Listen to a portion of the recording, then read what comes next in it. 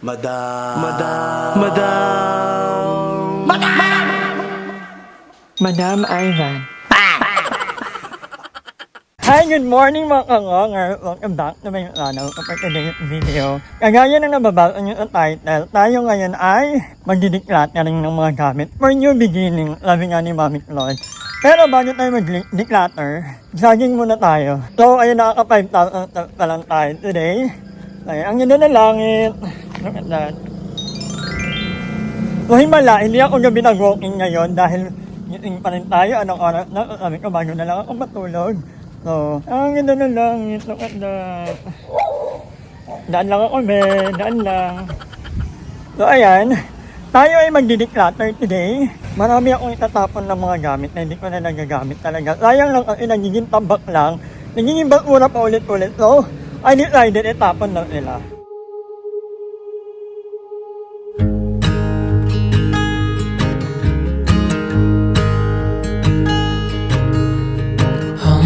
Child, I know you're hurt and you can't let go. It's not your fault and you don't deserve all the bad and the hurt. Ayan, umabot tayong kanila. Maring ulit. Ay, tito. May water kayo? Mineral water? Maliit ka.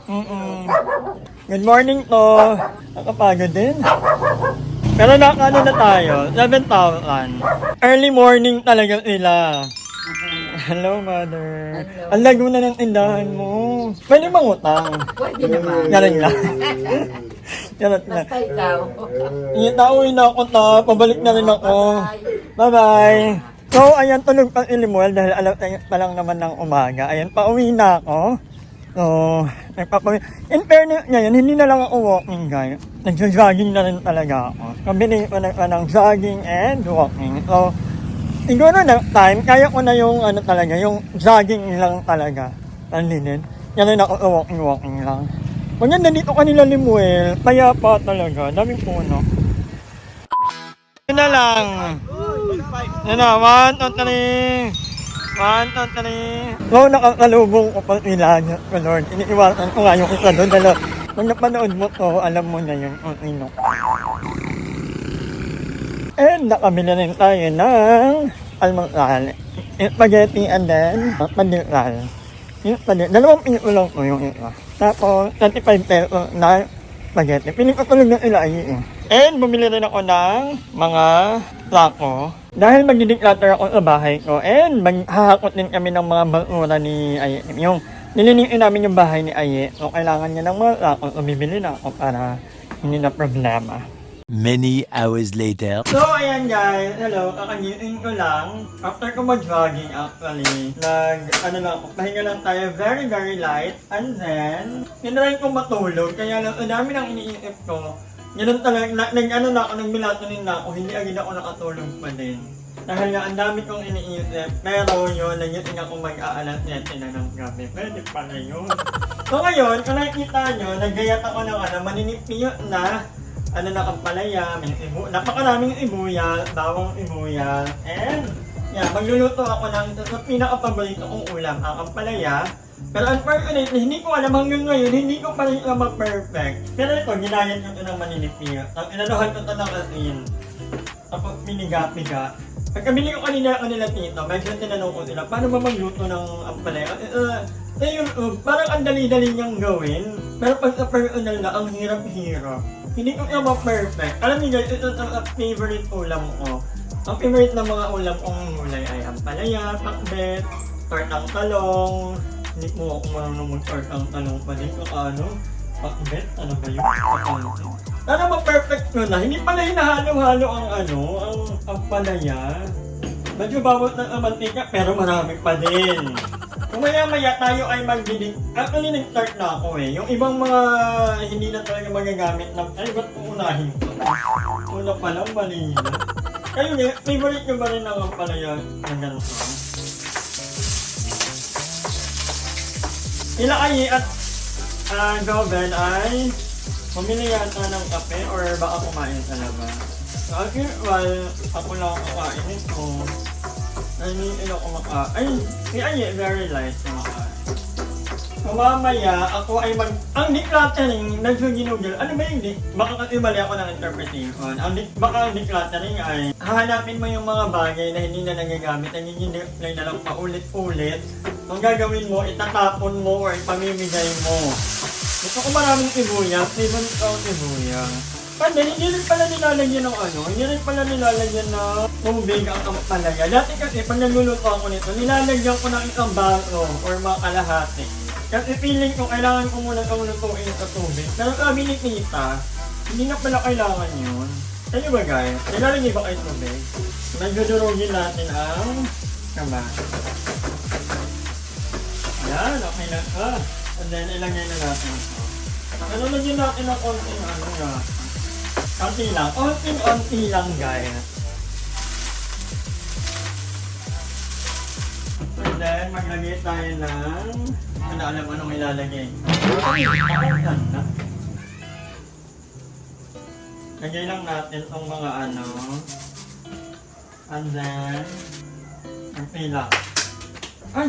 Bawal palang haluin! Sorry. Sabi ni Tita. Yun ang mali ko guys dati, hinahalo-halo ko na. Medyo hinaan lang natin yung apoy. So, balikan ko kayo later. Pwede ko na napakita sa inyo, nalagay ko na yung egg. Mini heart attack na laglag ang cellphone ko kanina. Ito na lang matibay yung phone ko. Tingnan mo, ito na naman yung niya. Medyo, okay na ba ito guys? Yan na to, wala naman kakain nito. Ito, kukuhan ko lang to. Ako naman, pagdating sa ampalaya, wala akong problema kahit mapait or half-cook. Basta ampalaya, masarap for me. Meron kasi ako masarap na ampalaya ng tikman dati. Kay Ate Jo, hi Ate Jo, I miss you. Saka yung kapatid nung, nanay nung klase ko, kung saan ako nakatira nung college. Sobrang sarap magluto ni Tita Connie. Hi Tita Connie, I miss you. Hindi ko alam paano, dapat pala nanonood ako dati kasi hindi ako nanonood. Kung paano ginagawa ni Tita or ni Ate Jo. Pero parang masarap naman na ba't yung iba na yung tuyo, itong ampalaya, medyo may tubig. Matulong na yung egg. Okay na to. Hindi na yan. Walang maarte. Walang naman ang kumain. So, ayan, first of the day. Mabilis ang kain lang. So, ito yung ampalaya natin. Mukha naman masarap. Parang matindahan lang. Parang sa kalendarya. Buti na lang pinata ng kanin pa. Ininit lang. Kaya na kayo. Wala kang lola nyo. Ang sarap. Alam niyo ba guys, minsan kahit inuman, inuulam ko to. Ay, ginagawa ang pulutan ng ampalaya. But anyway, later ulit. Kakain lang muna ako.